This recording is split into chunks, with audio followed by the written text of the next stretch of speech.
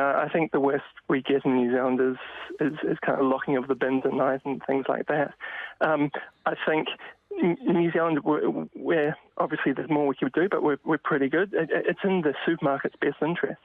If they do a good job of keeping their stock levels just right so that they sell as much as they need and only stock as much as they can sell, it means that there's no waste and it improves their bottom line. Equally, across the country, there's kind of agreements in place with charities so that any food that is excess does get passed on. You can see the capitalist argument against it, though, can't you? That I mean, if so much is having to be thrown away and then is redistributed by regulation, you create another economy. You've got people who, well, I don't need to go to the supermarket. I'll just wait for the for the nice people at Kibosh to come along. That's right. Yeah. The disincentive argument.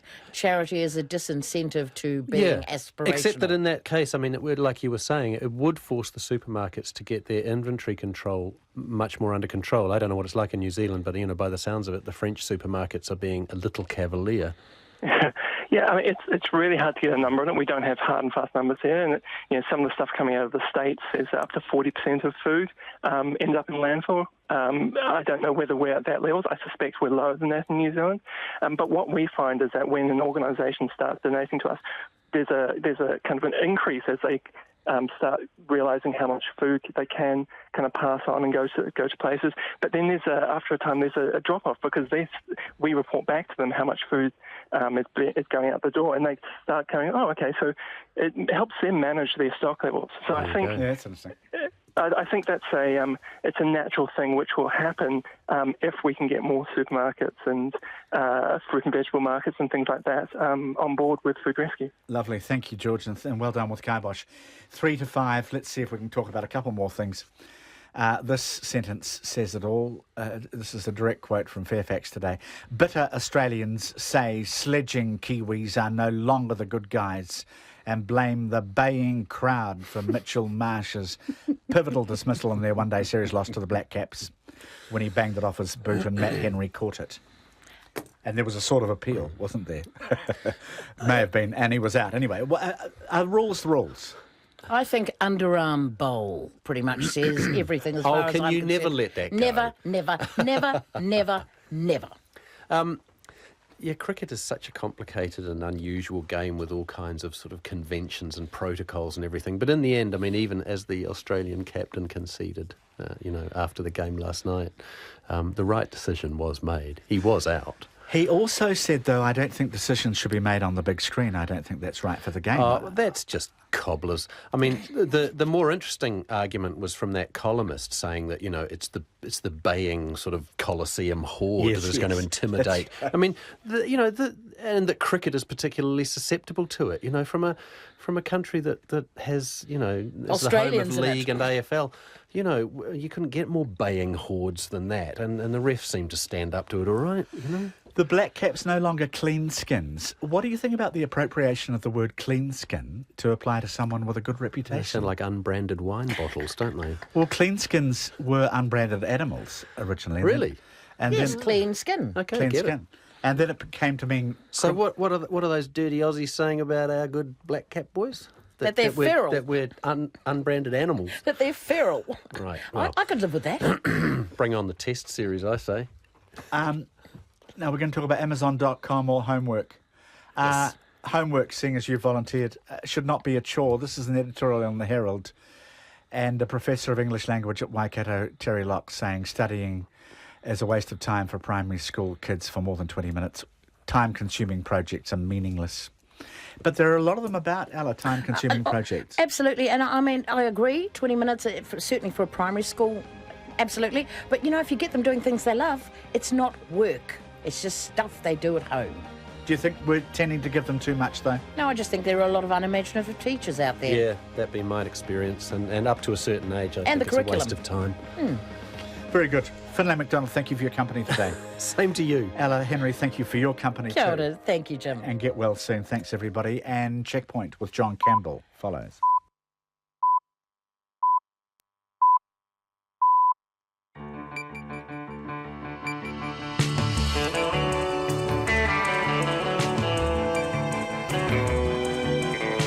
Kia Kia ora everyone, welcome to Checkpoint with John Campbell on RNZ National. Over the next 90 minutes, we talk Parliament's first day of the year. John Key and Andrew Little both going at it in the House. We're on the West Coast where Hokitika is without a high school and Greymouth is 35k away. We're talking with AFCO.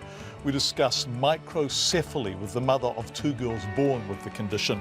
We're in Palmerston North for an unexpected guilty plea to a manslaughter charge. We talk earthquakes, what is going on in the centre of the country, cricket and US politics. All of that between now and 6:30, and also every half hour, the latest in RNZ News with Katrina Batten. Kia ora, good afternoon. The Prime Minister has launched a spirited attack on the Labour Party and its stance on the Trans-Pacific Partnership trade deal. Mr Key delivered his prime ministerial statement to Parliament this afternoon, while the text of the TPP was also tabled in the House. Here's our Deputy Political Editor, Chris Bramwell. John Key says former Labour leaders like Helen Clark and Phil Goff support the TPP, and only the current leader Andrew Little opposes it. He says when it comes to the TPP, the Labour Party is divided and thinks TPP stands for two-position party. During his speech, Andrew Little hit back, saying the government was avoiding a genuine public debate on the deal. He says there's been an absolute and abject failure of political handling of the TPP by the government. The agreement and national interest analysis will now be considered by a select committee, with legislation to come later in the year. From Parliament, Chris Bramwell. The Armed Defenders Squad is searching homes near Wairoa for an armed man who pulled a gun on a police officer. Ihaka Paul has eluded police since cutting off his electronic bracelet on January the 29th. Mohammed Hassan reports. The police say the 26-year-old was sighted in Wairoa this morning, chasing a man and carrying a firearm before pointing the gun at police when confronted. He fled to nearby Frasertown, where the Armed Defenders Squad is currently searching homes. Officers have set up cordons and are diverting traffic.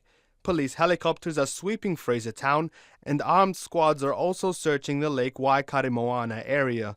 Mr. Paul is wanted over threats to family members in Hastings last month. Local schools were asked to keep students inside until he's been found. This is Mohammed Hassan. A teenager who died after jumping from Raglan's to Kopua footbridge is a local boy, Richard Kerimeta. The police are speaking with someone else about the accident, but won't say if he's the person who collided with the 16-year-old moments later. Our Māori Issues correspondent Mihi Narangi Forbes reports. Richard Kerimeta was a Raglan local with tribal affiliations to Ngāti Mahanga, Ngāti Mahuta and Ngāti Maniapoto. Earlier this morning, local kaumātua Sean Ellison, who blessed the site where Richard died, asked for the teenager who jumped on him to come forward. A person has now come forward and is being interviewed by the police. Raglan's Sergeant John McCarthy told RNZ he can't confirm it is the same person who was involved in the accident. Richard Kerimeta's family will take his body to Aramiro Marae in Waitetoko tonight, and later in the week he will be laid to rest at Parawira, near Kihikihi. This is Mihi Ngarangi Forbes. An Auckland woman who has been confirmed to have the Zika virus following a holiday in Tonga. The island nation last week declared an outbreak of the mosquito-borne virus. Jen Byrne, who's 18, is the 11th confirmed case in New Zealand this year.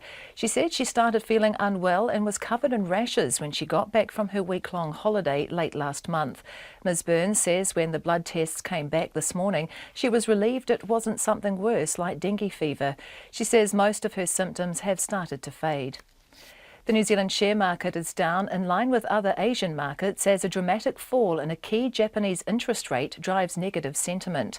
The benchmark 10-year Japanese government bond yield has hit 0% for the first time ever, driving the Tokyo Nikkei down 5%. The weakness follows volatility in the Eurozone and the US share markets overnight.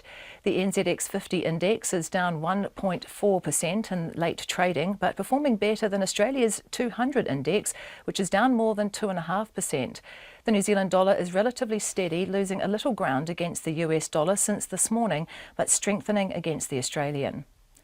Philanthropist Gareth Morgan has pledged to make up the difference to buy a beach in the Abel Tasman National Park. A crowdfunding campaign to raise the $2 million to buy the land at Awaroa and secure public access has received pledges of about $1.4 million. On his blog post, Mr Morgan said he would buy the beach for his family and allow the public similar access to what they have now. The man accused of killing a Massey University student last year has pleaded guilty after the charges were reduced. Virginia Ford, who was 20, was killed in an apartment near the university campus in Palmerston North in March. Jesse John Ferris Bromley was originally charged with Ms Ford's murder.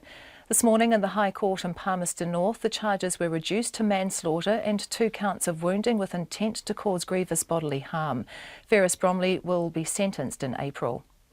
In sport, the New Zealand cricket coach Mike Hesson says they won't be taking too much from their one-day series victory over Australia into the Test series. The Black Caps retained the Chapel Hadley Trophy with a 55-run victory in Hamilton last night. The 2 Test series starts in Wellington on Friday, and Hesson says the ODI result will give them a bit of a boost. I think we just take a bit of confidence, knowing that if we're able to put Australia under pressure from a batting point of view, then that can create opportunities for us. So. Not too much, different game, but certainly a bit of confidence. The Black Caps coach Mike Hesson. Meanwhile, Aaron Finch has been dumped as Australia's captain in the shortest form of the game and replaced by Test skipper Steve Smith just a month before the start of the 2020 World Cup. The Chiefs coach Dave Rennie has confirmed halfback Augustine Pulu will miss at least a couple of months of rugby. Pulu broke his arm at the Sydney Sevens tournament over the weekend. He was scheduled to return to Super Rugby pre-season with the Chiefs this week, but Rennie confirmed he would be out for 8 to 10 weeks. Oh, it's incredibly disappointing. Not for him, he's obviously been part of the Sevens campaign, gone really well, made a really big contribution, and was keen to get into some super footy and then obviously head back towards Rio. So unfortunately missed out on a lot of footy for us, and obviously won't be able to play any Sevens in that period either. Dave Rennie. The Chiefs have plenty of cover at halfback with Tawera Kerr-Barlow and Brad Weber. That's the news. Political ructions. The marae at Waitangi has turned into some sort of fool's paradise. Promises broken. You can't have a situation where politicians go to the lower marae to give a perspective and not be allowed to have that perspective. Pledges made. Waitangi, what it represents, what happened there, is so important to our history, and I think the Prime Minister should be there, and I certainly pledge to be there. Speaking and listening, Susie Ferguson and Guy and Espin. A morning report, weekdays from 6. Then on 9 to noon, the long-forgotten Gold Miners Road that's drawing thousands of cyclists and trampers to the west coast. And after 10, a murder without motive, the true crime memoir which exposes uncomfortable truths about male violence. Join me, Catherine Ryan, from 9 to noon after Morning Report on RNZ National. Met service weather through to midnight tomorrow. Northland to Taranaki, also Coromandel Peninsula, Bay of Plenty and the Central High Country. Cloudy periods, a few showers, some heavy during the afternoons and evenings. Gisborne and Hawke's Bay becoming cloudy tomorrow morning with isolated showers, clearing later. Whanganui to Wellington, also Wairarapa, mainly fine. Isolated showers about Wellington and southern Wairarapa overnight. Nelson, Buller and Westland are mostly fine, but isolated showers today and early tomorrow, especially in the west. Marlborough and Canterbury, cloud increasing this afternoon and a few showers developing, mainly about the ranges, clearing overnight. Fiordland, Otago and Southland, rain clearing by evening. Drizzle developing in Fiordland and Stewart Island around midday tomorrow, turning to rain later. And the Chatham Islands, cloudy periods with a few showers tomorrow morning. It's almost 9 minutes past 5. Thank you so much, Katrina. 29 years today since Katrina started at Radio New Zealand. Extraordinary. 29 years. Katrina Batner will be back at 5:30. Let's begin at Parliament, because Parliament itself began the year today. First sitting of the House, and it seems that absence doesn't make the heart grow fonder when it comes to politicians. At least Prime Minister John Key, perhaps predictably, got the parliamentary year underway with an attack on the Labour Party over its position on the Trans-Pacific Partnership Agreement. Mr Key delivered his Prime Ministerial statement to Parliament this afternoon, while at the same time the text of the TPP was also tabled in the House for the first time. Here's our Deputy Political Editor, Chris Bramwell.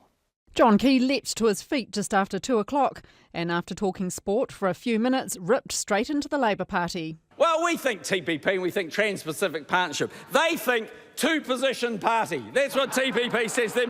John Key continued having a go at Labour's leader, saying Andrew Little came out with a doozy when he was trying to explain his position on the TPP. TPP highlights divisions in New Zealand. The right heading I should have pointed out to them was TPP highlights divisions in the Labour Party.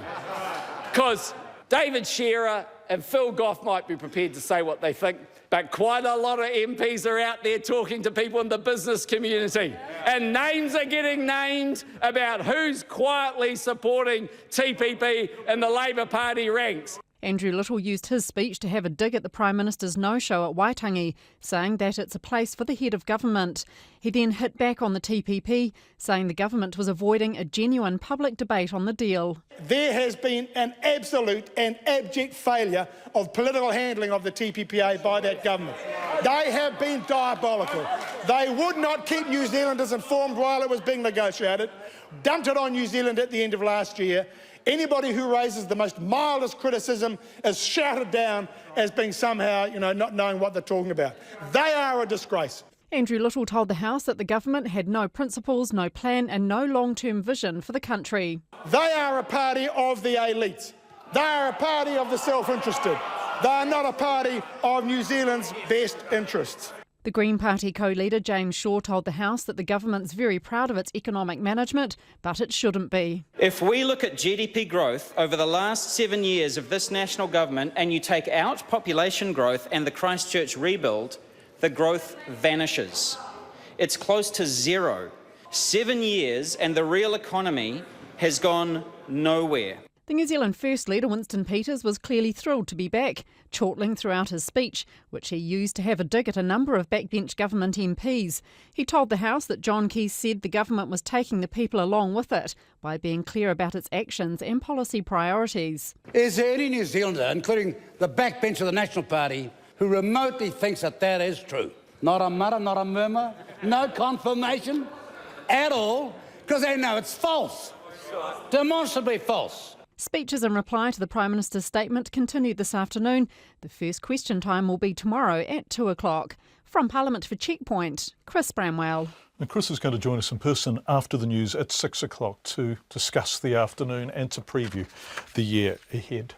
12 minutes past 5 on Checkpoint. Meat workers who took their Waitangi Day holiday yesterday in defiance of their bosses at the Tallies-owned AFCO freezing works are waiting to hear what the consequences of that may be. AFCO told workers at the Rangiuru plant that Saturday was their holiday and they were expected to be back at work yesterday. The Meat Workers Union says not so. The plant's collective contract says the workers' normal hours are Monday to Friday and they should have been allowed to take yesterday off if they wanted to.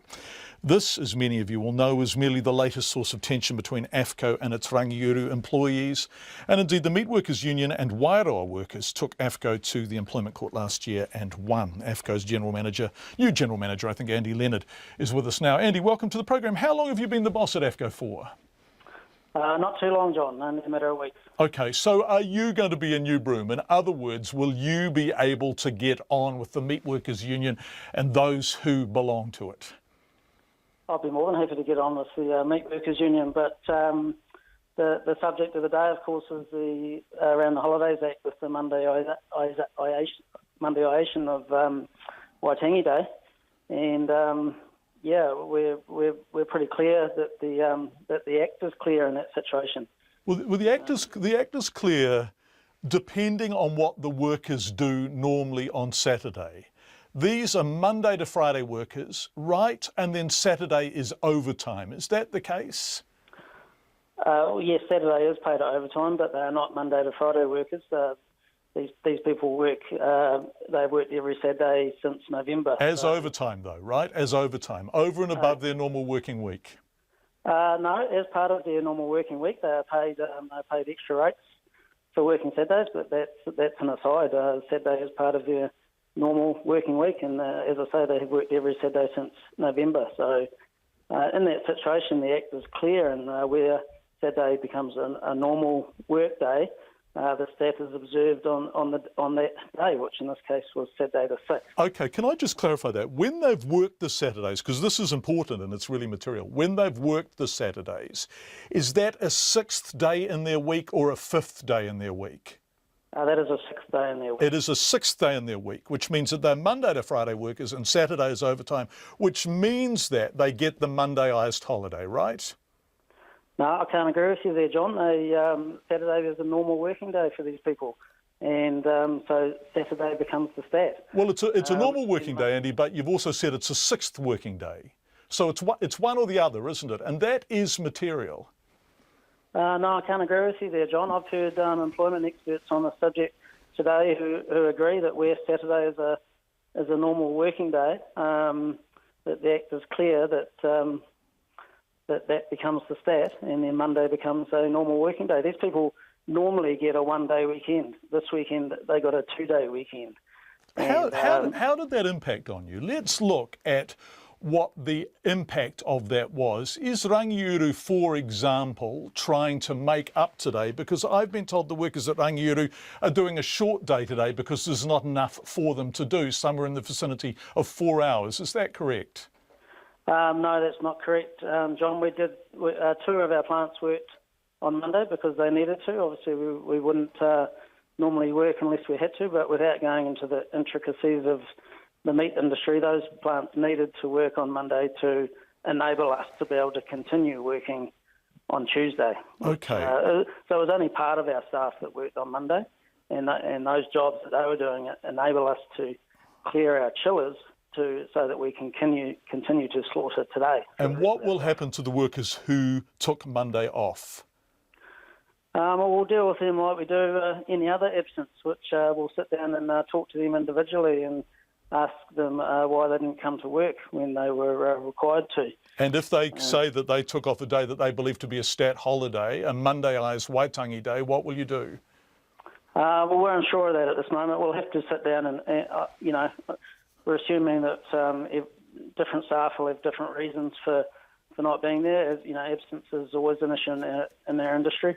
Why is the relationship so dysfunctional, so unpleasant, so adversarial between the Meat Workers Union staff who work for AFCO and AFCO, the employer?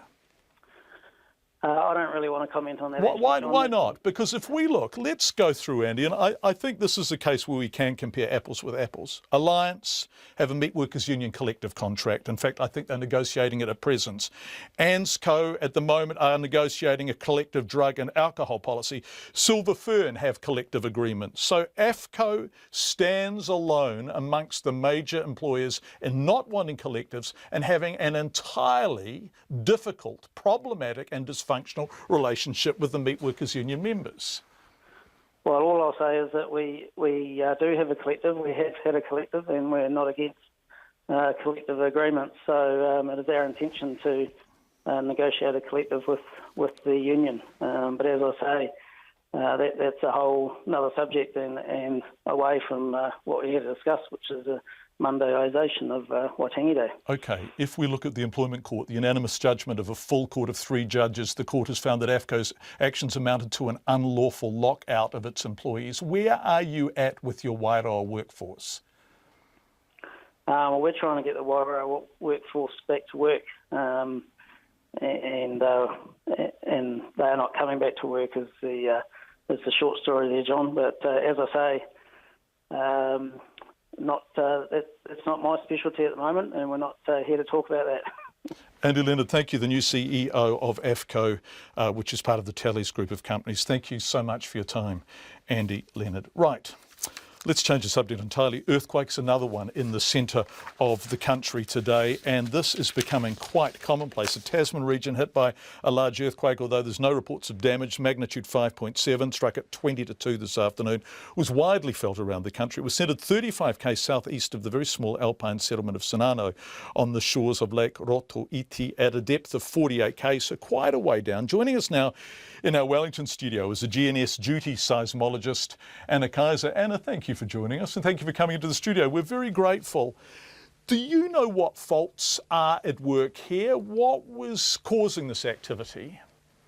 Right, well, around about 50 kilometres deep, which is what we're looking at with this earthquake, you've got the subduction interface, which is a huge plate boundary, so where the Pacific plate is subducting or diving underneath the Australian plate. And that happens at around about 50 kilometres, so we're pretty sure that this earthquake is associated with that system.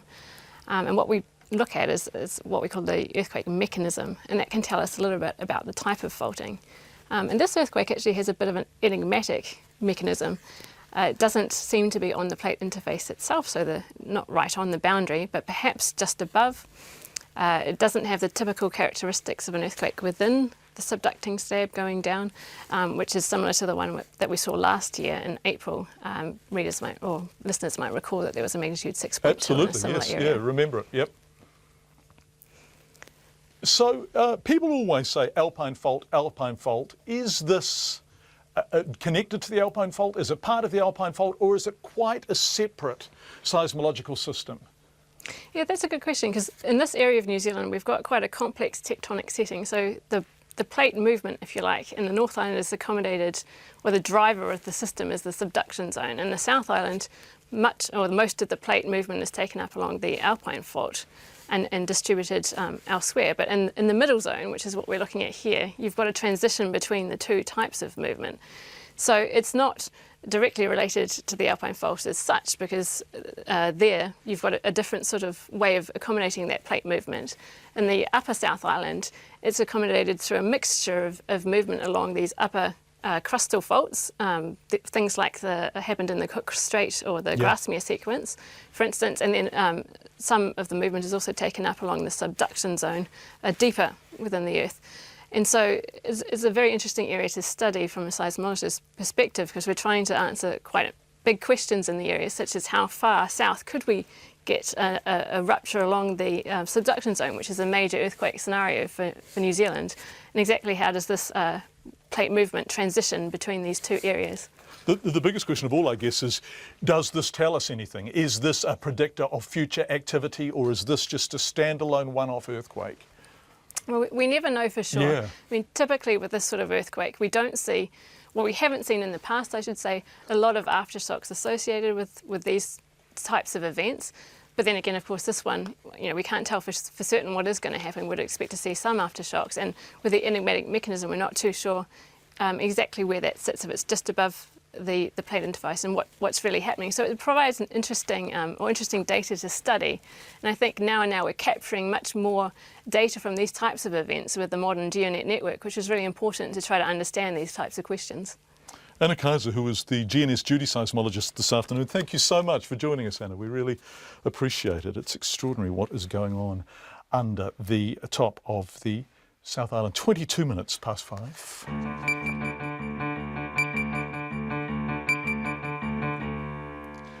Coming up next, we've got Gareth Morgan on his plans to top up a crowdfunding plan to buy a slice of the Abel Tasman National Park. We're a bit confused about what's going on here and why. We'll ask Gareth directly. Later in the program, a passenger on board the Anthem of the Seas recounts via Skype the horrors of sailing into a monster storm, confined to his room with rolling seas and 30-foot waves.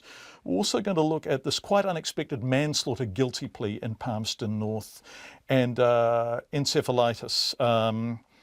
And a mum with 2 girls born with the condition is our guest later in the program. Christchurch businessman Dwayne Major set up the Give a Little page to try to raise $2 million to tender for the Awaroa Inlet in the Abel Tasman National Park. We all know the story by now. The total is currently sitting at about $1.4 million, with a week to go until the tender closes. This afternoon, though, philanthropist Gareth Morgan offered to make up the difference to $2 million, but says there are strings attached. We'll ask him about those in a minute. They're being reported that the public will have the same access as they currently have, but he will want to use part of the property for his own private benefit. In a moment, we will hear from Gareth, but here's what Mr. Major thinks of the plan as he understands it for Gareth Morgan to pitch in. It's kind of like, well, that seems to me like a bit of a plan C, but I really like the intent of the article I've just read now. It seems to me talking about the use of public money. It's not against the idea of the community spirit and the power of the people coming through. Like, my favourite story from today is that Whedon's Primary School is going to do a beach-themed Musty Day on Friday to get the kids involved in the spirit of it. And I think, wow, that's so cool. So I don't think anyone's against that kind of thing. So to me, it's a plan C, and I think the idea of us continuing in this vein, because I was keen to talk to some media today, because I know as we put the best tender possible forward, getting it finished off in the next 24 hours, and I believe the Give a Little site, if we're patient, can handle that, we can really show from the just ordinary New Zealand person that we can pull off something quite amazing together. It'll make it so much easier for everyone that's involved in involving a public campaign like this in a commercial tender process is always going to be precarious. And just watching that graph go up it's exciting and exhilarating, and seeing the average New Zealander pull some stuff off like this, I think that's the spirit of it. And so it's a nice thing. He's made some comments about public money, but I think this remains maybe a plan C. A plan C, Gareth Morgan, who I think joins us on the phone now. Gareth, welcome to the program. What is it you're offering and why? Well, my concern is that the public fundraising, the Give a Little thing, is not actually going to get there in terms of what is needed to win this tender. I mean, I know the number of 2 million is being bandied about, but for all we know, there could be a private bid in there for 3 million to take that property and use it exclusively for private use. So I think people need to be a little honest here and acknowledge that 2 million might not cut the mustard anyway, John. So are you prepared to stump up whatever is required to have the top tender? And how will you know what that is in a tender process? So what you've got to do is come up with a formula, get an agreement with the vendor as to, how you can make sure that this particular bid, the one involving the publicly raised money, gets the nod. Otherwise, really, this is very much a poke in the dark. Yeah, it is a poke in the dark. The question is, though, if you chip in, let's say you add, $1 million for argument's sake, and then reserve some of it for private use by you and your family, isn't that, in a strange kind of way, the same as the tender being won by a private buyer? No. Let me describe the property. The property comprises of two parts. Some bush and some buildings, and a beach and the spit. Now, at the moment, the current owner allows the public to use the beach and the spit, right? So it gives them the access, whereas, he or whoever owns it isn't legally obligated to do that. Now, the big danger is that when it changes hands, that the public loses that existing use. I don't want to see that any more than other New Zealanders do. So I'm trying to come up with a formula that, gets us over the line to ensure that the public get access to the spit and the beach, and ultimately, in recognition for the money that the public has put in, I would pass the whole property over whenever we're finished with it, or 10, 15 years, whatever the number is. So ultimately is the key word. Ultimately is the key word. So when do you think ultimately might be? That can be written in, but the main thing is that, the public participated bid wins. At the moment, I don't think it's got a hope. Gareth Morgan, thank you so much for joining us. Gareth Morgan, who looks to be stumping up the money with strings attached. Would love your feedback on that. An armed man is on the run near Wairoa after pointing a gun at a police officer. This is an unfolding story. Ihaka Paul has eluded the police since cutting off his electronic bracelet late last month. Mohammed Hassan has been following the story, and he joins us in the Auckland studio now. Hi, Mohammed. What's going on here? Hi, John. Yes, well, the town of Frasertown, it's a small settlement just north of Wairoa. It has been under complete police lockdown for the last few hours, and since late this morning, the armed offender squad is out there. They believe that this man, 26-year-old Ihaka Paul, is there, and they believe he's armed and he's dangerous. There's some talk that he presented a gun at a police officer. Have you confirmed that? Yes, well, that's what the police are saying. We know that this started about a week ago, on the 29th of January, when Paul presented a gun to some of his family members. The police say that he allegedly threatened them before going on the run, and of course cutting off his electronic bracelet. The police have been searching for him for over a week. This morning he was sighted in Wairoa chasing another man with a gun. When police confronted him, he ran, and he ended up in Frasertown, where he presented a gun to police. And since then, the police have been trying to find him in the town. They believe that he's still in the area, and they believe he's still armed. Okay, so they don't think he's left Frasertown. They think they've got him cordoned off, albeit in an area they can't absolutely ascertain. That's what the police believe is the likelihood. They're diverting traffic from around the town, but they've also got police helicopters out in the area searching the nearby places, just in case that he has escaped Frasertown. But they believe the likelihood is that he is still there. Thanks so much, Mohammed, and obviously anyone who knows where he is urged to contact the police. Mohammed Hassan, thank you. That's Ihaka Paul, who is, the police think, somewhere in the Frasertown vicinity. 29 minutes past 5, just before the 5:30 news headlines with Katrina. Rescuers have pulled an 8-year-old girl out alive from the rubble of a Taiwan apartment block, more than 60 hours after it was toppled by a quake. Here's Deborah Lutterbeck from Reuters. As an 8-year-old girl is pulled from the rubble of an apartment building in Taiwan. The rescue comes more than 60 hours after the building was toppled by an earthquake. A woman thought to be her aunt is also rescued, as authorities warn that the death toll could top 100. Survivor Chang Chung Po recounts his fears and his hopes. Yes, my mood is more stable now. At that time, when I was inside, actually all I could think of in the beginning was that I wanted to be rescued. I was hoping to be rescued. Later, I noticed my family members were nearby. I was hoping they can be rescued as well. When they were rescued, I broke down and cried. The quake struck at about 4 a.m. on Saturday, at the beginning of the Lunar New Year holiday.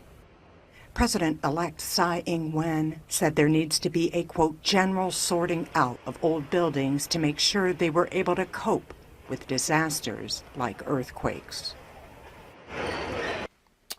That is an extraordinary story. 60 hours after the earthquake, already lots of feedback coming in on Gareth Morgan's offer to stump up, and people aren't that impressed by it. Gareth should just donate what he likes. 20,000 of us have without strings attached. He risks appalling a lot of people who care about this place, says Mike. And another donor, Kate, says, before you review G. Morgan's donation with arrogant conditions, the beach buying fund looks set to be doing just fine and would have continued. What is the point of an arrogant rich man chipping in at a late date, not anonymously, and with a demand for private use? Lots of feedback coming in along those lines, and it's good to hear from you all the time. On Checkpoint is 5:32, and here is Katrina with the headlines. The Prime Minister has launched a spirited attack on the Labour Party and its stance on the Trans-Pacific Partnership trade deal. John Key delivered his prime ministerial statement to Parliament this afternoon, saying the Labour Party thinks TPP stands for two-position party. But the Labour leader, Andrew Little, says the government has been avoiding a genuine public debate on the deal. The teenager who died after jumping from Raglan's to Korpua footbridge is a local boy, Richard Kirimeta. The police are speaking with someone else about the accident, but won't say if he's the person who collided with the 16-year-old during the jump. Philanthropist Gareth Morgan has said he'll stump up the difference to buy a beach on the Abel Tasman National Park. A crowdfunding campaign to raise $2 million to buy the land at Awaroa has received pledges of about $1.4 million. Mr Morgan says he'll buy the beach and allow public access. But the man behind the campaign, Dwayne Major, says Mr Morgan's offer is a distant Plan C. The Armed Defenders Squad is searching homes near Wairoa for an armed man who pulled a gun on a police officer. Ihaka Paul has eluded police since cutting off his electronic bracelet on January the 29th. The man accused of a killing of a Massey University student last year has pleaded guilty to reduced charges. Virginia Ford, who was 20, was killed in an apartment near the university campus in Palmerston North in March. Jesse John Ferris Bromley was originally charged with Ms Ford's murder, but has pleaded guilty to manslaughter with 2 counts of wounding with intent. The New Zealand share market has ended down 1.3% as continuing weak global economic indicators drive negative sentiment everywhere. In Japan, the Nikkei is down almost 5.5% this afternoon after the benchmark 10-year Japanese government bond yield hit 0%. Those are the headlines. I'll be back with news, sport and weather at 6. Thank you very much indeed, Katrina. Let's turn to business now with Jonathan Mitchell. New housing figures out today tell an interesting story. Jonathan, who is joining us from the Wellington newsroom, particularly about Auckland. That's right, John. Well, it goes to show those Reserve Bank and government restrictions are working. Those came into effect, as we've mentioned, in November. That's the 30% deposit for investors, as well as those tax rules for overseas investors. So looking at Auckland, it's the third monthly decline. We can say, I guess, prices have levelled off. or the froth's taken off the top. But what I think is interesting is when we've been talking about record high prices in Auckland, we've looked at those areas just outside Northland, Hamilton, Tauranga. They've been feeling the effects of investors moving south. Those investors are moving south again. They're looking at the regions, they're looking at Wellington, and Wellington's actually had a near decade high that's sitting at about $580,000 for that price. Where does this leave the Reserve Bank and the government, Jonathan? I think I've been thinking about this today. I think the Reserve Bank and the government will be watching with interest. I don't think they need to act in a hurry. You'd probably need to see a trend in the regions or Wellington for them to act similar to what they did in Auckland, but I don't think we're at there yet. But just in terms of Auckland, you never know what might happen up there. I think you've got the combination of high migration, low interest rates and a lack of housing supply could actually push prices up again. So an interesting story today for property here in New Zealand. Yeah. Jonathan, I know you've been racing around working on all sorts of things. Have you clocked the Japanese market in the last wee while? Do you know what's happening with the Nikkei? I've been monitoring that with my colleague Nona Peltier up in Auckland. At last check, I checked on it just a few minutes ago. It was down about 5%. Markets are red everywhere. It's been interesting. Our market's been red. There were just about 4 stocks up on the NZX 50 index today. So I think volatility, I think we've talked about this over the past month since we've been on air, is the word at the moment. But then again, New Zealand holding up relatively well. Our share market closed down today 1.3%. That's in comparison to the Nikkei down 5%. We closed down 1.3 or 82 points to 6071. That's on a relative turnover of $178 million. The dollar, though, John, is trading a bit weaker, 65.86 US cents, and looking at the Australian, 93.6 Australian. Thanks very much indeed, Jonathan, who's on with us all week. We look forward to talking to you tomorrow. 5:36 is the time on Checkpoint. Just before we move on from business news for the evening, we note Apple New Zealand has filed its annual financial statement for the year ended 26th of September 2015. This was filed with the company's office today. Their revenue, $732 million. This is Apple New Zealand. That's up from $568 million in the previous financial year. But Apple's costs were $701 million. And Apple New Zealand's income tax expense for the last financial year, just $8.8 million on revenue of $732 million. We've tried repeatedly over months to get someone from Apple New Zealand or Apple anywhere, basically to explain how their New Zealand costs are so high and therefore their tax bill is so low. They simply won't, but we won't give up on trying to get an answer. Let's turn to sport, and the Black Caps beating Australia 2-1 in the Chappell Hadley series, the one-day cricket series. Defending 246, the Black Caps had to bowl with a miserly precision, and they did. They also fielded well, held their catches, including one that sent the Australians and their media back home into purple fits of rage. We're delighted to welcome back Black Caps all-rounder Corey Anderson. Corey, it's lovely to have you back on the program. Congratulations on a 2-1 win, and also, Corey, an economy rate of 2.66. And your 6 overs, which is magnificently miserly. How did it feel defending 246? Did you think you could? Look, I think we went into the shed sort of knowing that we were well under par of what we obviously wanted. We'd set the game up in a position where we could have got, 280, potentially 300 and had a much better crack at it.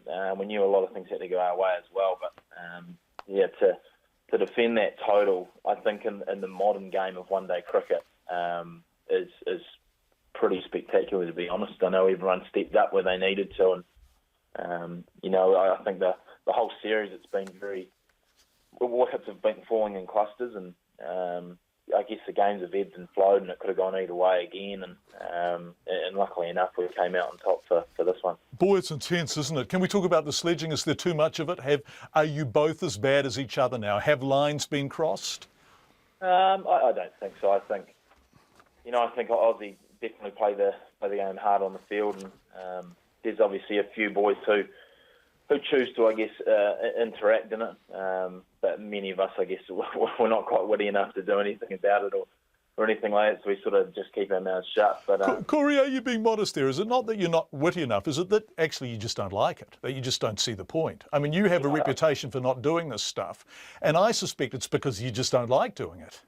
Yeah, I think as well. Yeah, it's probably not in most of our natures to actually want to do it as well. And some guys do it for the fact that they get more fired up and they play better under more pressure. And I guess once they talk the talk, they want to walk the walk as well. And look, I just think it's a personal preference, I guess. And a majority of us have always stuck to what we know, and that's just, getting on with the game and doing what we do.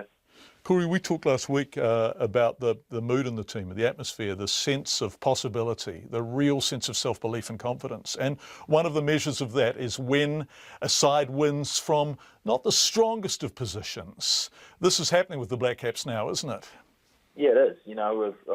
I think last time I mentioned to you as well the depth and guys coming in, and I guess that proved the other day. Dougie came in for Trent, yeah, he came in for Satner, and they both stepped up unbelievably. He was obviously man of the match and played a huge hand in getting a couple of wickets quickly and I guess ripping through that middle order. And that's just what it's been. Guys have come in and, we rely on each other to do the job. And I don't think we've ever, I guess, thought who's getting the runs and doesn't matter who's getting the wickets as long as someone gets the runs and someone gets the wickets, we're going to be fine. And I think that's the beauty about it. Yeah, well, that truly turned out to be the case. You mentioned Ishby. You got 2 wickets yourself too, Corey. Congratulations on a great performance. The Black Caps taking the Chapel-Hadley one-day cricket series 2-1. And this test series that's coming up is going to be fantastic. 90 minutes to 6. Well, the community of Raglan is reeling from the death of one of its teenagers. A tradition of bridge jumping, though, looks set to continue there, part of the joy of summer, but with such an awful result. There are concerns, though, about whether there needs to be tighter management of the huge influx of visitors who flock to the town to join in the fun each summer. Joe O'Brien reports from Raglan. A day after 16-year-old Richard Kirimita died after jumping from Te Kopua footbridge, some of his mates were back down at the estuary, doing manus, as the locals say. Caleb Kingy and Tatiana Keefe were tearful as they spoke about their friend. He was always down here every day after school. Always bombing, no matter what. If it's cold and chilly, he was like the only one down here, didn't even care. Teenager Reiki Ruawai says while they're cut up about Richard's death, it won't deter them from jumping. He says they learn how to do it safely from the older kids on the bridge. They just giving me just tips on just to be careful and stuff around the pillars and the shallow parts of the bridge and sand and stuff. The police say they're interviewing a man who has come forward to admit being involved in a collision after jumping off the footbridge. But they can't yet confirm it was the same person involved in yesterday's accident.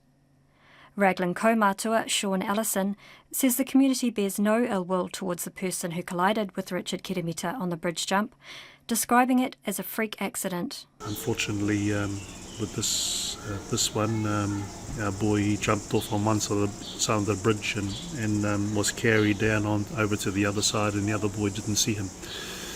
And so he had already jumped when Richard appeared, and unfortunately went straight on top of him. Sean Allison says bridge jumping is a tradition in Raglan that's been passed down through the generations, and local kids know to jump away from each other or to wait for the previous jumper to resurface in the water below. The kids do obviously need to be careful, understand the risks involved, but kids will be kids, and I don't think that there should be any punishment involved. Raglan Area School Principal Malcolm Cox says the community is in shock and grieving, but is coming together to support its teenagers.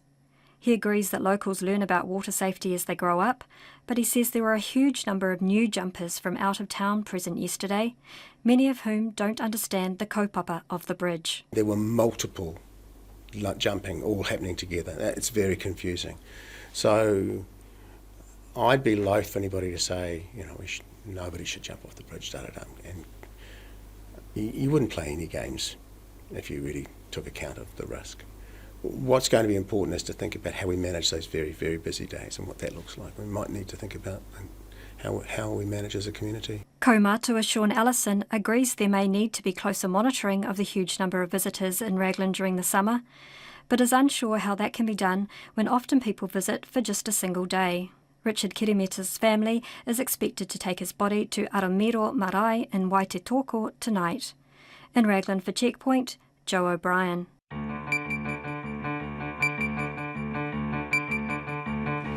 5:45 on Checkpoint. A murder trial was due to get underway in Palmerston North this morning for the man accused of killing a Massey University student last year. But a last-minute reduction in the charges prompted a guilty plea instead. Kate Pereira-Garcia was in court and joins us now from Wellington. Hi, Kate. What's this case actually about? So this is about the death of a 20-year-old Massey University student in March last year, and she was living with the man that was accused of killing her, who's now admitted to killing her, Jesse John Ferris Bromley, who was 21 years age at the time. She was from Dunedin. She'd moved up to Palmerston North to study at the university, and there was a large group of her family members had travelled up for the court case today. This is a heartbreaking case. He'd originally been charged with murder. What happened this morning? Yeah, so a murder trial all set to get underway this morning wasn't to be. The first thing that happened was there was no jury. That was the first clue. There were no people waiting for jury duty in the court. When we got inside the court, the judge announced that the charges were going to be changed, and the lawyer for the Crown said that they were reducing the murder charge to manslaughter and 2 charges of grievous bodily harm, or wounding with intent to cause grievous bodily harm. And there must have been some sort of obvious deal done in the background, and Ferris Bromley pleaded guilty to those new charges. Kate, I know it's very difficult to talk about this, and also we don't want to put any pressure on the family, but were they surprised by this? You described Virginia's family there. Were they surprised by this, or was your sense that they'd been briefed and told this was going to happen? No, they very much seemed to know what was going on. I understand the police and the Crown lawyer Ben van der Kolk have been very much keeping in touch with them and letting them know and keeping them. There's also a request in for restorative justice. So that's, a meeting between the victim and the victim's family, in this case, and the accused, to kind of see if they can kind of come to some closure or find some sort of way of moving forward, I suppose. And there's been a request put forward for that as well. The family are aware of that, but are yet to decide whether they want to do it. Okay. Well, Massey University, obviously, so this raises the issue of domestic violence. This was a partner killing a partner. How's the university responding to this? Absolutely. Look, I talked to the Massey University Students Association today. Obviously, the students aren't back from holiday yet, so they say it's still a bit quiet on campus. There's not a lot of reaction to today's news, but obviously they're calling it a tragedy. They were all shocked at the time when it happened.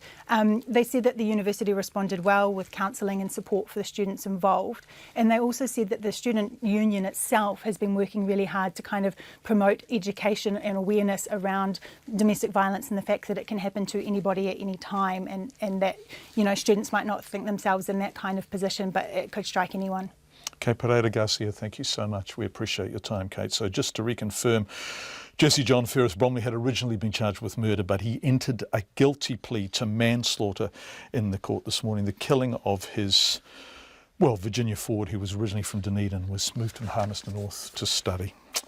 A very sad case indeed. Just days into the new school year, and pupils at Hokatika's only high school won't be able to return to their classrooms until at least next week, at the earliest, after a large fire destroyed a number of buildings. About 70 firefighters from 7 crews around the region, as well as police and ambulance and a helicopter at the scene, which unfolded early yesterday afternoon and lasted for hours. Pretty intense old blaze. Teachers and the school's Board of Trustees met this morning to sort out the next step for Westland High School. And its principal, Trevor Jones, joins us now. Trevor, welcome to Checkpoint. When do you think you'll be open again? Well, actually, things are looking slightly more positive at the moment. We may have half the school up and running by Thursday, so it may be Thursday or Friday we will possibly have a phased return for some of the students. The school won't be fully up and running until sometime later than that. We're still waiting for a full assessment of the damage, and we're still waiting for the final investigation report before we can move forward. But we have a top team from the ministry coming down tomorrow to help us to determine our next steps. Trevor, any idea whatsoever about our cause? We do have some ideas, but we can't confirm anything until the report is officially released.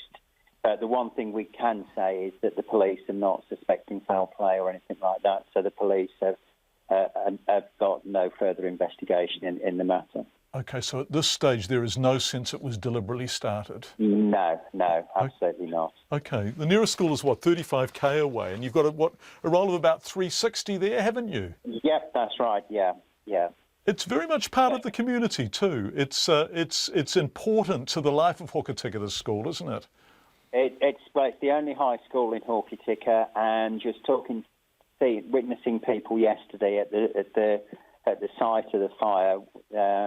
I was talking to a lady, and she was one of the first students that ever went into that. She was in the first year of students that went into the school, and then obviously generations after that have been to school.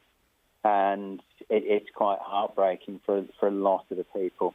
Yeah, I bet it is. Yeah, well, let's go and talk to one of them. Trevor, thank you so much. Trevor Jones is the principal of Westland High School. Lovely to talk to you, Trevor, and good luck starting again, getting that school up. 16-year-old Hokitika resident Laura Jones is in year 12 at the school.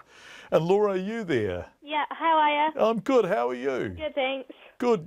Does this school start in Form 1, which is old-fashioned of me? That's year 7. Does it go up from year 7, the school? Yeah, it does. It starts at year 7 and goes all the way through to 13. And when did you start there? I started from year 7. Okay, so people like to be mean about this school and say they don't like it really, but are you quite fond of the place? I love it, to be honest. It's awesome. You meet so many new people, and we get exchange students in, so you get to meet people from all around the world as well, and we have great teachers as well.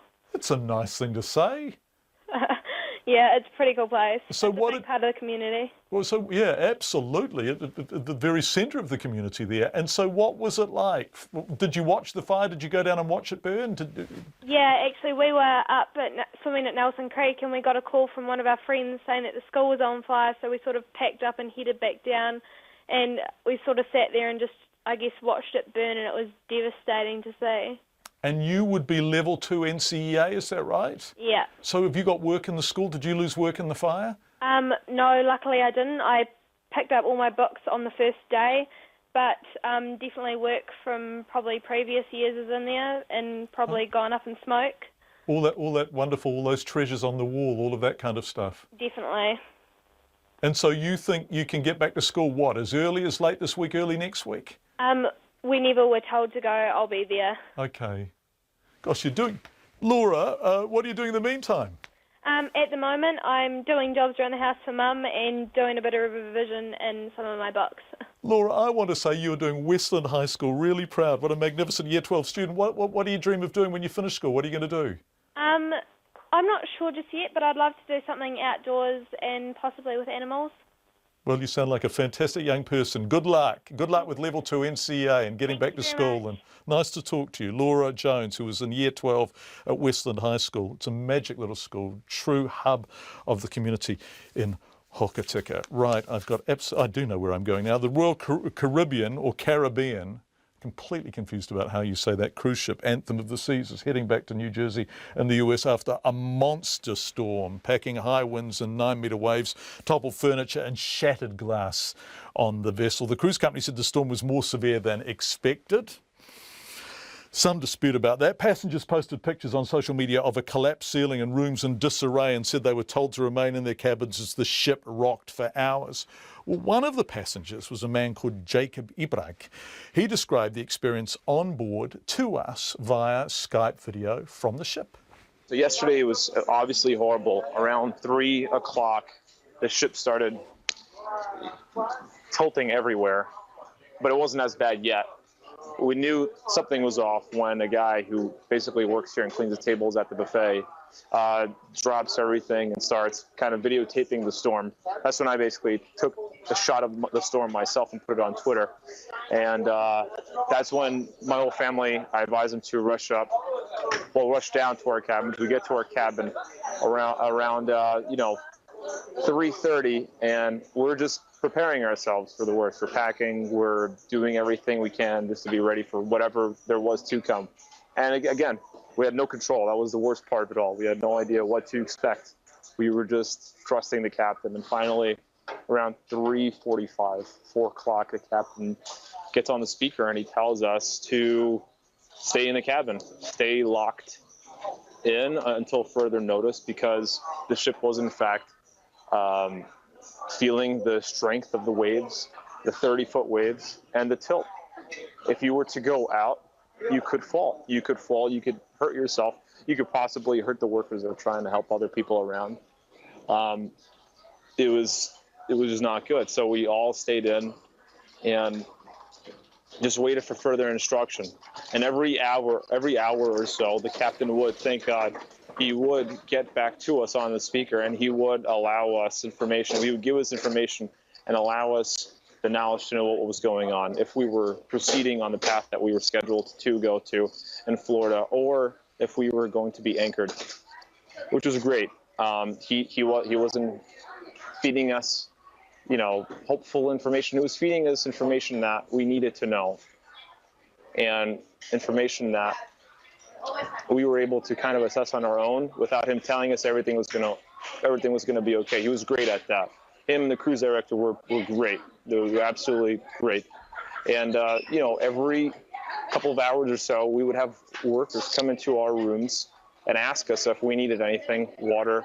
They obviously comped the whole minibar, so if we were hungry, and again, we weren't allowed to go out, so we weren't allowed to go out to the buffet that you guys see here. This is all destroyed. I mean, everything was just plates everywhere. They showed pictures of the kitchens, and the kitchens, obviously, if you look at it via Twitter, you can see kitchens just completely dismantled, refrigerators out of place, just the whole thing. Jacob, were you scared? I was, I mean, yeah, you have to be scared, right? You have no idea what's going to happen. Again, I think any normal person is going to be scared if they can't control anything. And how big were the seas? What was it like in your cabin as you were riding the biggest waves?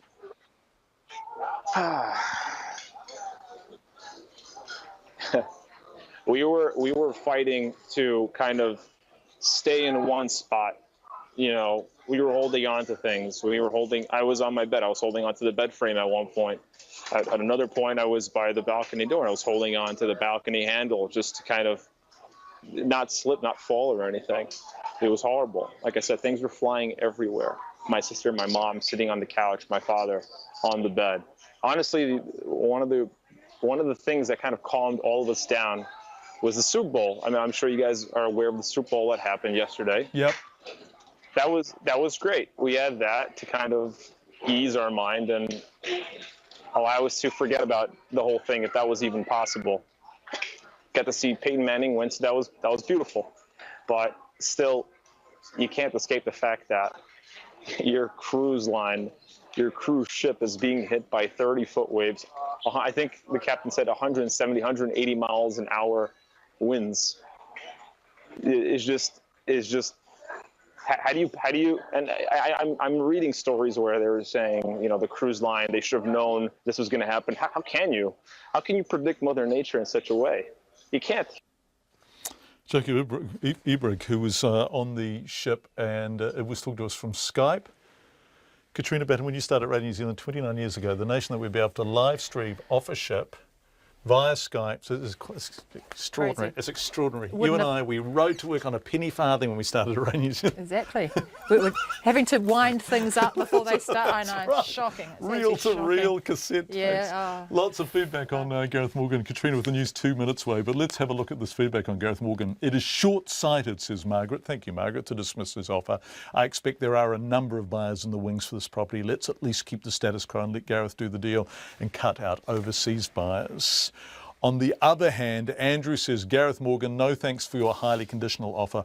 Moreover, I just don't think the Awaroa Sandspit is worth anything near $2 million. As stunningly beautiful as that stretch of coast is, the Sandspit won't even exist in 50 to 100 years. Neither will any of the privately owned marginal land on the other side of the bay. For all I know, this is the thinking behind the people wishing to sell so they can still get something for it while ignorance over the effects of sea level rises remain high. Thank you, Andrew. So what do the people behind the campaign to raise the money from the New Zealand public to keep the land, well, to get the land into public hands, it's currently in private hands, think? Well, they've put out a statement and I'm going to read it. In response to Gareth Morgan's offer to make a substantial contribution towards the gift Abel Tasman Beach campaign. They say our Gift Able Tasman Beach campaign has received so much support from everyday people so far. Whether people have given small or large amounts, we've been overwhelmed with their generosity. Those who've already pledged to the campaign have done so without imposing conditions. Whilst Gareth Morgan's offer may have the best of intentions, his desire to have exclusive access to part of the property contradicts the foundation of this campaign. We believe that this beach should be everyone's to enjoy forever. We would welcome Gareth's support of the campaign, but only in the same way that over 22,000 people have done so already. People who share our dream need to pledge their support now via the Give a Little page to send a strong message about what is important to New Zealanders. And then it ends by saying, "We can do this, New Zealand!" Exclamation mark. That's from Adam Gardner and Dwayne Major, who have organised the fundraising effort.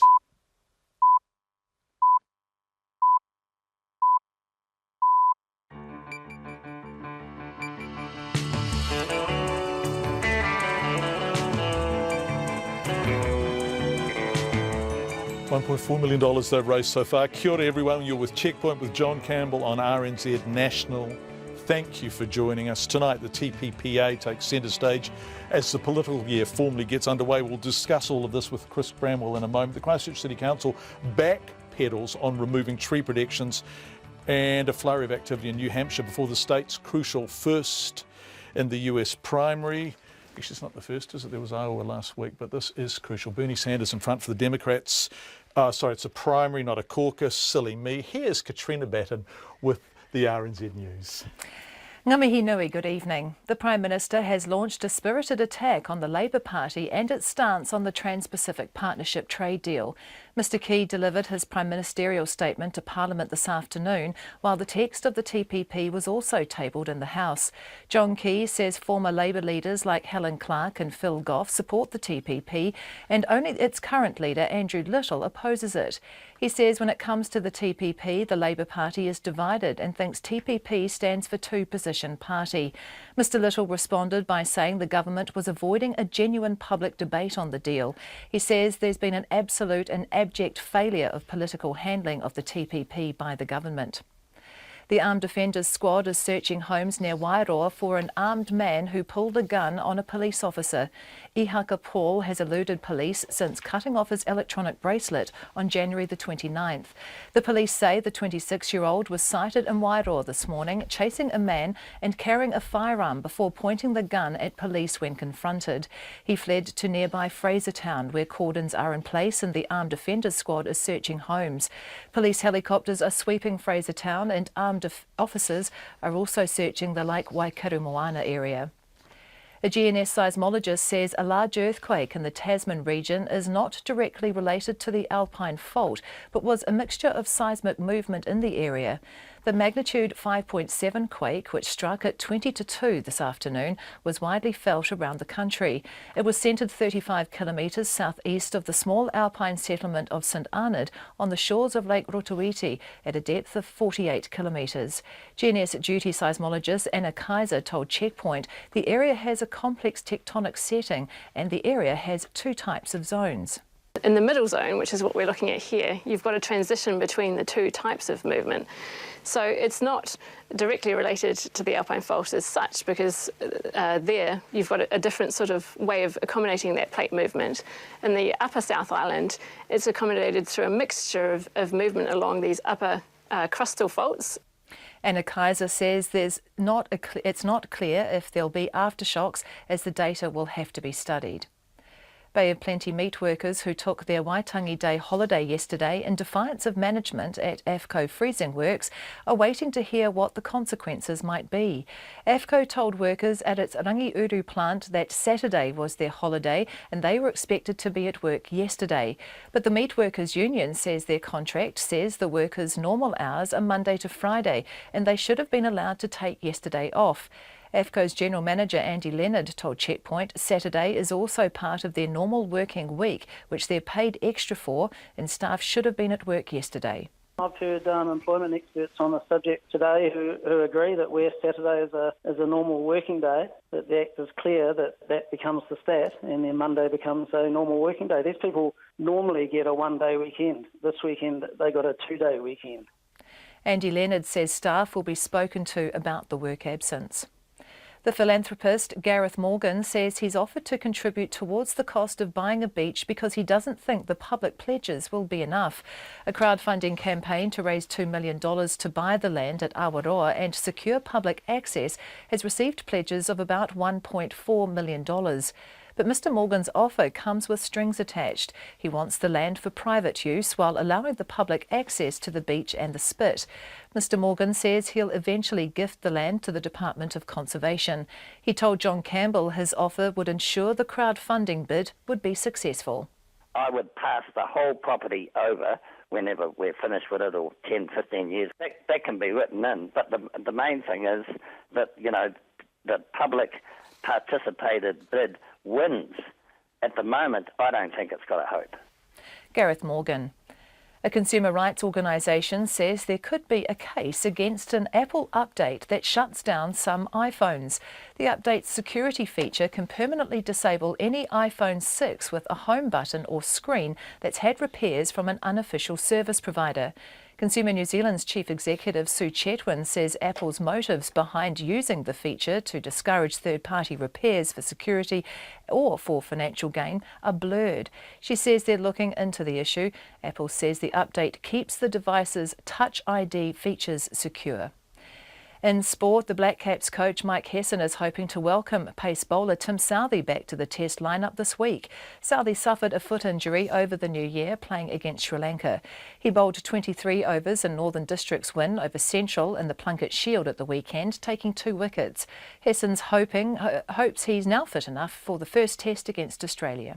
Meanwhile, Black Caps all-rounder Corey Anderson says to defend a modest total of 246 yesterday to win the one-day series was quite special. To defend that total, I think in the modern game of one-day cricket is pretty spectacular, to be honest. I know everyone stepped up where they needed to, and I guess the games have ebbed and flowed and it could have gone either way again, and luckily enough we came out on top. Corey Anderson. Former captain Ricky Ponting has warned Steve Smith may struggle with the burden of leading Australia in all 3 formats after being named skipper for the upcoming T20 Cricket World Cup. Smith will lead Australia to India after being named to replace Aaron Finch, who's been dumped from the role.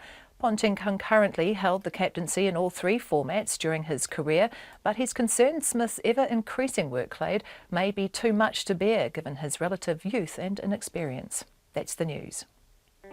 Tonight on Nights, John Chan remembers his Student Association odyssey to China in 1977.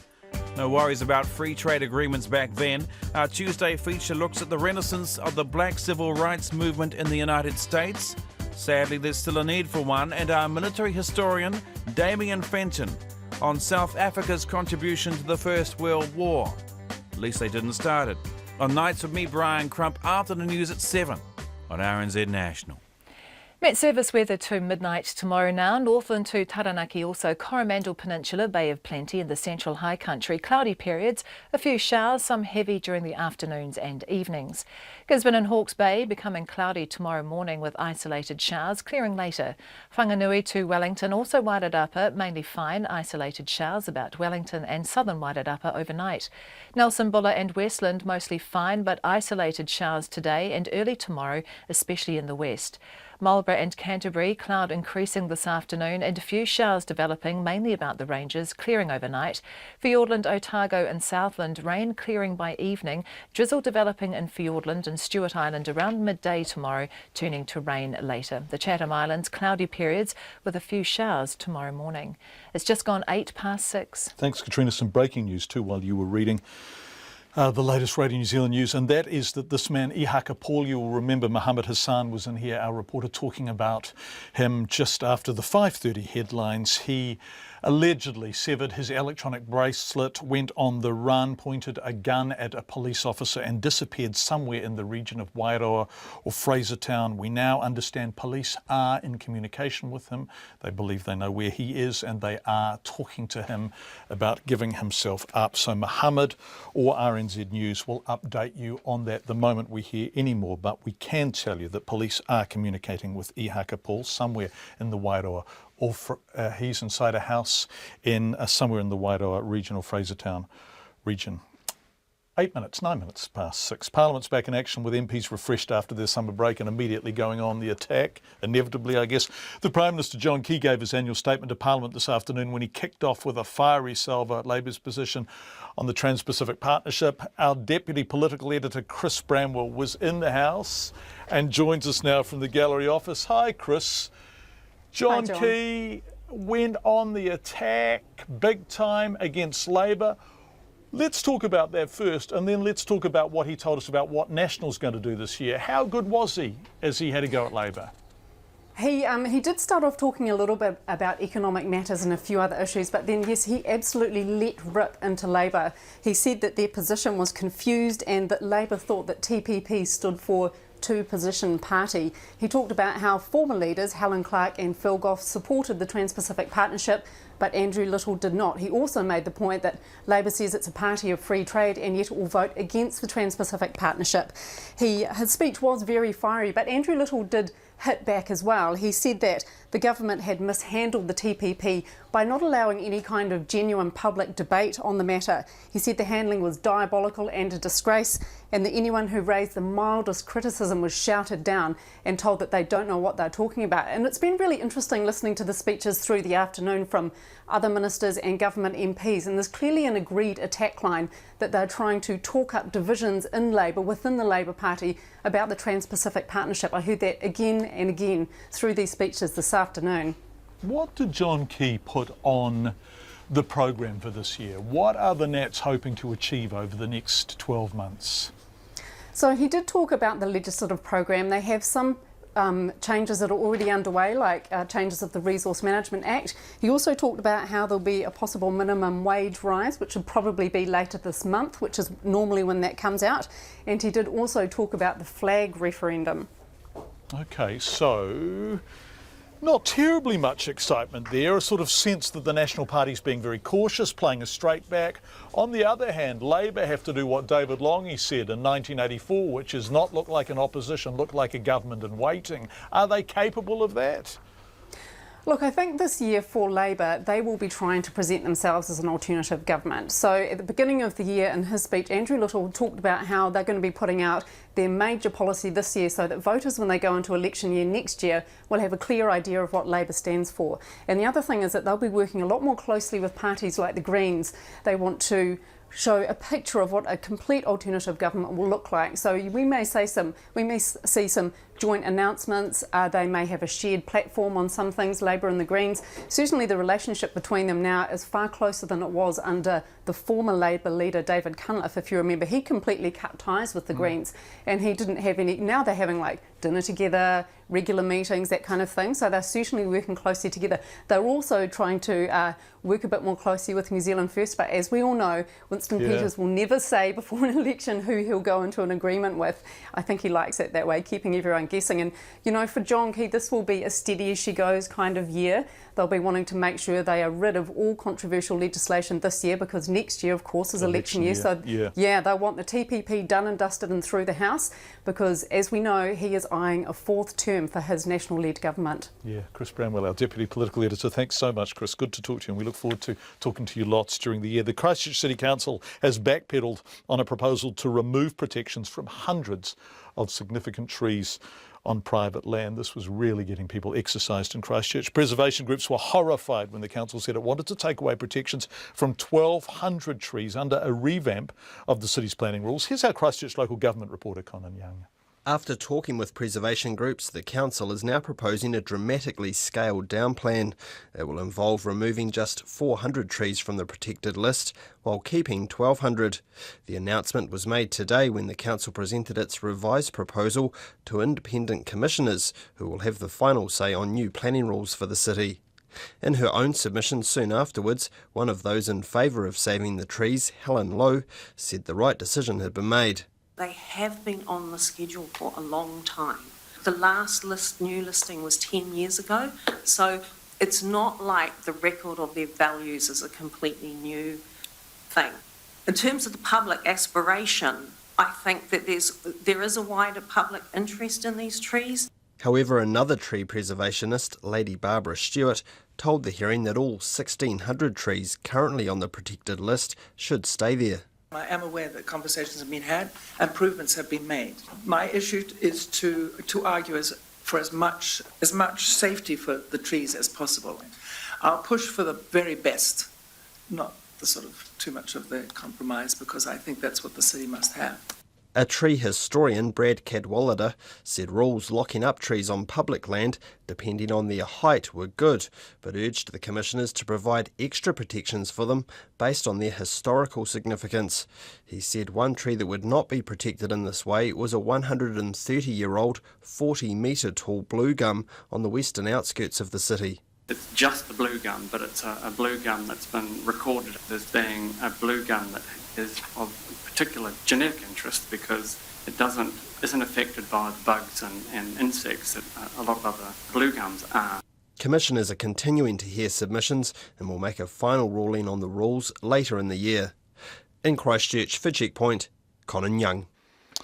In a moment, Zika and more specifically microcephaly. But as Olympic athletes who may want to become pregnant in the next year or two consider their participation in the Games in Rio, a more regular Rio occasion has been celebrated with typical joy. The carnival went off despite everything. Here's Nathan Frandino from Reuters. The show must go on in Brazil. Carnival is dancing full speed ahead. And not even the country's Zika virus outbreak can stop Brazilians from spinning into the night. On Monday, families filled the streets of Rio de Janeiro. Pregnant partier Juliana Cordeiro says she's taking all precautions. We keep safe at home and outside, putting on mosquito repellent at all times, and that's how we try to avoid this virus. Brazilian health officials say the Zika outbreak may have infected as many as 1.5 million people. They say it could also be linked to deformations in more than 4,000 infants and unborn children. Those here say they understand the extremity of the outbreak.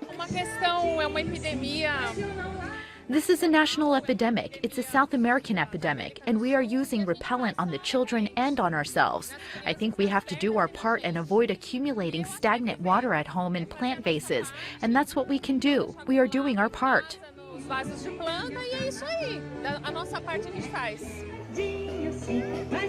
Doing their part and dancing their part as well.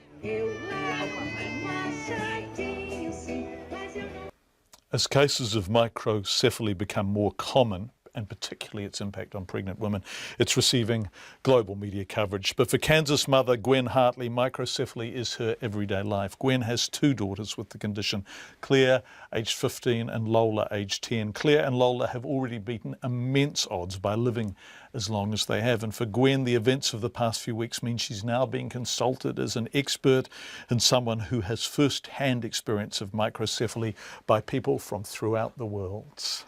Yes, it's been pretty busy around the Hartley house. I suspect it's busy around the Hartley house all the time, is it? You are right. Tell me about looking after Claire and Lola. First of all, what do they understand and comprehend? What do they know of life? You know, I think that a lot of people tend to sell kiddos similar to my kids and my kids short a little bit, because I think they think that because they don't communicate in a typical way that they may not be in there. And I disagree completely because I am positive that my girls are in there and they find their own little ways to communicate with us that are a little more subtle than most people are used to. They use a lot of eye movements and sound. They do make sounds and they find ways to get their points across. They're very opinionated little girls. So can you give me an example of how they might express their opinions? Well, Lola, she will either grunt a lot, or if she's really mad, she is even been known to vomit, which I know that sounds really gross, but she makes her point that way. Yeah, well, I can kind of understand that. So she's really aggrieved and she's, right? Correct. That's my girl. So you would never have heard of microcephaly, would you, prior to having Claire? You know, I don't think that I would have. I'm not sure when or if my path would have ever crossed anyone else who had that condition. Yeah, and now, of course, it's just beginning to become one of the most discussed medical conditions on the planet. And is there a sense now that you are less lonely, that this is a less solitary journey for you? You know, I think you're right about that, actually. I think it's been, you know, I felt a little bit of a kinship with the other moms that I've met along the way. There's been online communities for children who have microcephaly and their families and caregivers, and that has really sustained me through the last 14 plus years. And that has, I don't know where I'd be without that group of moms. But as far as it being in the public, people actually know what it is now. And I'm afraid, well, I hope that I don't continue to get people ask me questions such as, what's wrong with your daughter now? Because I think that probably it's going to be a little bit more recognized because it's in the news so much. Yeah, so on the one hand, you're doing lots of interviews like this, which is a form of, I don't know, responsibility or a burden or something. But on the other hand, people are going to understand the condition more, right? Right. I think the awareness is really good for microcephaly itself. I just wish that it had come to be on a little bit different circumstances. Yeah. You have been the most tenacious and singular mum, haven't you? And you were told when your babies were born that their life expectancy was very short, maybe as short as a year, but you have never given up on them, have you? No, I think that that is the key. And what support do you get? What external support do you get? Or is it something that you do as a family? I think we definitely do it as a family, and I don't think I could do it alone. I know that much. Having my support team and my friends and my family, and I mean our girls' therapists all the way to their teachers and our, you know, pediatrician too. It's the whole team matters, and having that support and having everybody be on the same page, having the same expectations and high standards for, you know, the girls' care and what we want them to accomplish is crucial. I mean, I think the key for all these new moms is to find that team. Wow, it's big, isn't it? This is a big thing that's been asked of you. It is, but I guess I just want to help as many people as I can. If my experience does that, I'm grateful to share it. Yeah. In terms now of all the discussions about whether people should go to the Olympics, and you know, there's a lot of fear now about microcephaly. You, of course, had Claire and then had a third child, Lola. So you understood, I guess, the risks, and yet you went ahead anyway and had another baby, right? That is correct. And I think for me and for my family, it took a lot of thought, a lot of deliberation and prayer and everything, just to make sure that we felt like no matter what happened with our situation, whether our child was born typical or not, that we would be ready for it at that point. And we literally waited 4 years before we made that decision. And for us, we just kind of had the faith that whatever child was given to us was going to be the perfect child for our family. And I still feel that way. And that faith has been rewarded. That has been the case for you. Yes, absolutely. Gosh, that's a beautiful way to feel about any child, isn't it? Absolutely, yeah. I feel like all three of my kids have been nothing but a gift to my life. Gwen Hartley. Staying in the US, the campaign in New Hampshire. Voters preparing to become the first in the US to hold primaries in the presidential race. Bishop Orrin Pullings was one of 100 black evangelical pastors and religious leaders who travelled to New York in November to meet Donald Trump. Trump at the time lauded the meeting as a formal endorsement, but the group rebuffed this, forcing Mr. Trump to cancel a press conference afterwards. Political editor Jane Patterson spoke to Bishop Pullings about what he was looking for in a presidential candidate and which issues are important to black voters. Jobs, police brutality, and poverty level has to really be lowered, and we're looking for a president that could possibly do things like protect us from our own police departments and within our community. It is a lot of crime amongst our community as well, and it's a lot of crime toward our community by the police. And so we need a president that's really going to lock down on police brutality and get us jobs and lift the poverty level higher, will lower and bring some prosperity to my communities. There's been a black president for 8 years. Has Barack Obama made the situation better for your community? You know, that's hard to say. I don't think things have gotten worse actually as it comes to police brutality. The economy has bounced back a lot better under Barack Obama. I've got to say that gas prices are much lower. And so when it comes to that, yes, Barack has done a lot. On the police brutality issue, I don't think he's vocal enough about the reforms and changes that our police departments need to police us better in my community. And this is where the Black Lives Matter movement, I suppose, has grown out of. Has this become almost a political movement as well as an advocacy movement? The Black Lives Matter, yes, of course. And it's basically bringing awareness to, all of the abuse that takes place in our community.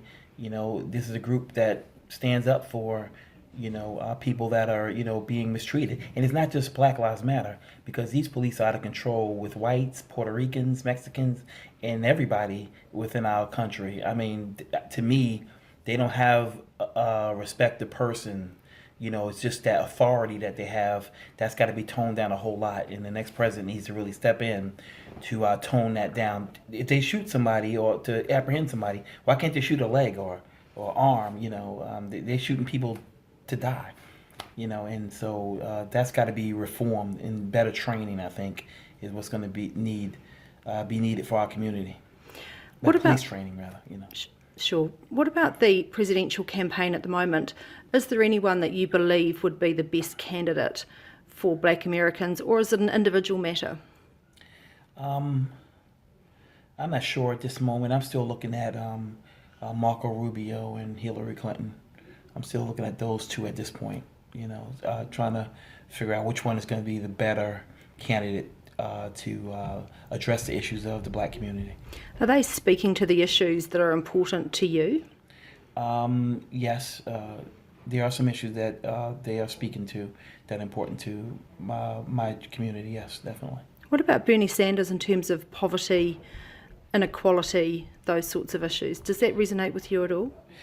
Yeah, I mean, Bernie's a good guy. I don't know if, he'll be the president or what kind of job he would do. But the two that I'm focused on right now, and Bernie Sanders is a good guy, but the two that I'm focused on right now is Marco Rubio in the Republican Party and Hillary Clinton in the Democratic Party. A lot of talk, obviously, about Donald Trump. What are your views on him?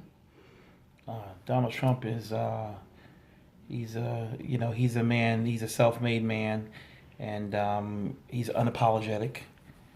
He's, he can come off to be disrespectful, come off to be, arrogant and inconsiderate at times. I don't know what kind of change he'll bring. I'm concerned and nervous if he became president, who he would make mad, I guess. So I guess that would be my concern. What country would he make mad enough to do something to the United States of America? Would he be divisive racially as well, given his past rhetoric that he's been campaigning on? It seems to be that way. I don't know for sure, but it seems to be that way. I think he's a nice man, in a sense of, his business tactics, and he's a good businessman. And I think he probably comes off the wrong way at times, I mean, when I met him, he was nice to me. But, when he gets up there and gets to start speaking and saying certain things, it's demeaning to people. It embarrasses people. It hurts people. What message were you and the other pastors wanting to deliver when you met with Mr. Trump last year? That there's a lot of things that he said about Black people and about Africans, African Americans, that we want to know what his views was on certain statements about, Black people, that we're lazy. That was one of the comments that he made. We also talked to him about the reporter that he imitated. But he never got a chance to apologize or to really deal with the question. And the reason why was because another pastor kind of interrupted. Her name's Alma Rose, kind of interrupted the conversation and said he will not apologize to anybody. And, we never really got down to, him saying that he would apologize or not apologize, but we think he won't. Bishop Oren Pullings, who was talking to Jane Patterson, Radio New Zealand's political editor. Jane's trip has been funded by a grant from the US Department of State. We will, of course, be looking at the New Hampshire primary tomorrow. We will have the result by this time tomorrow night. Fascinating contest on both the Republican and Democratic side. 29 minutes past 6. Coming up, World Watch with John Greaves. In 50 seconds from now, the growing concern for thousands of Syrian refugees trapped on the Turkish border, and Fiji's parliament endorses the suspension of 3 opposition MPs. Just before we go tonight, an update on the situation in Wairoa. We've talked about it a couple of times this evening. Police say they are communicating with armed man Ihaka Paul. He cut his electronic bracelet on July the 29th. The 26-year-old has been on the run since. He was sighted in the Wairoa area this morning, chasing a man and carrying a firearm before police pointing the gun at police and then fleeing to Frasertown. The police say he's inside a house in Frasertown. They're asking people to keep away from the area until the 26-year-old has been taken into custody. That's the program for tonight. See you tomorrow, we hope. Time for World Watch. You're listening to RNZ National, where it's 6:30.